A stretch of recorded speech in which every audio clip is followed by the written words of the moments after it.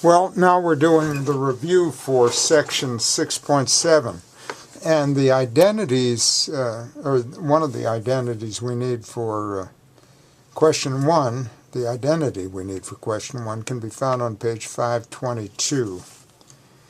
And given a question like this on the test, I give you the identity also. So, we've got to express sine of 4 theta times cosine of 6 theta as a sum containing only sines or cosines. So you might notice that I've dispensed with the parentheses around the 4 theta and the 6 theta. We really don't need them. If there's a sum here, say it was 4 theta plus pi or something like that, then you need them. Otherwise, they're not essential. Okay. So this is going to equal 1/2. In this case, alpha is 4 theta and beta is 6 theta. So we've got the sine of 4 theta plus 6 theta. Now we do need parentheses.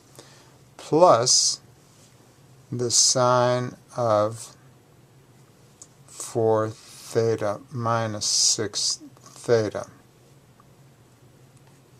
Okay, and we need to close those parentheses, yeah. So that's going to be 1/2 times the sine of, and 4 plus 6 is 10, so that's going to be 10 theta. Plus sine of, and 4 theta minus 6 theta is a minus 2 theta. We need the parentheses now because of that negative sign. So now that's going to be 1/2 and sine of 10 theta. And the sign of a negative, you recall we can bring the negative out and then write sine of 2 theta. And we've done what they asked us to do. Well, now we're doing problem 2, and we have to establish this identity. So, as always, let's start with the most complicated thing. So that's sine of theta plus sine of 3 theta over 2 sine of 2 theta. We must adhere to this form. And now, let's rewrite this, and that's going to be 2 times, and sine of 2 theta is 2 sine of theta cosine of theta. And first term upstairs is sine of theta. Plus, and now we'll break this sine of 3 theta up into 2 terms, 2 theta plus theta. And this equals,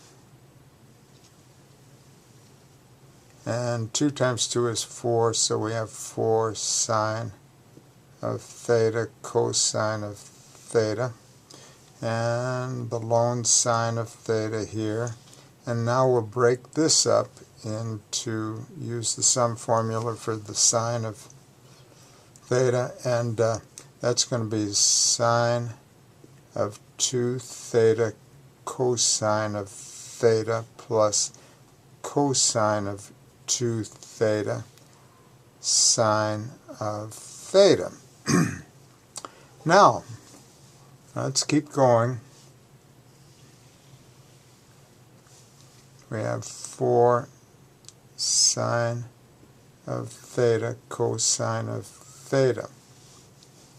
And so sine of theta plus, and breaking sine of 2 theta up into 2 sine of theta cosine of theta times another cosine of theta right there gives us cosine squared of theta plus,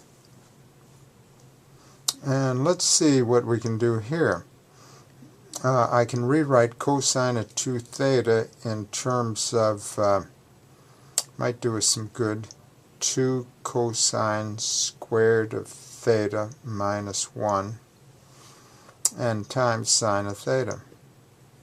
Now if you'll notice, there's a sine of theta in every one of these terms. So if it's in every term, then the sine of thetas are going to divide out with that guy right there. So now we have 1 plus 2 cosine squared theta. By the way, in the denominator, what do we have? We have 4 cosine theta. 4 cosine of theta. Plus 2 cosine squared of theta minus 1.